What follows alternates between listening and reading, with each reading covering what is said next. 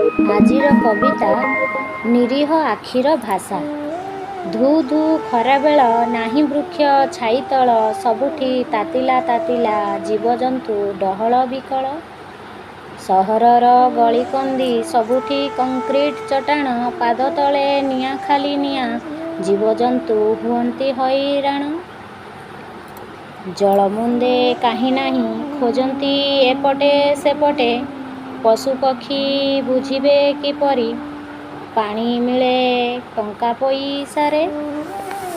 ନିରୀହ ଆଖିରେ ଚାହିଁଥାଏ, ଅବୁଝା ଭାଷାରେ କହିଦିଏ, ତାଙ୍କ ପାଇଁ କେହି ଜଣେ ଭାବ, ବଞ୍ଚିବାକୁ ତାଙ୍କୁ ଦିଅ ଅଧିକାର, ବଞ୍ଚିବାକୁ ତାଙ୍କୁ ଦିଅ ଅଧିକାର।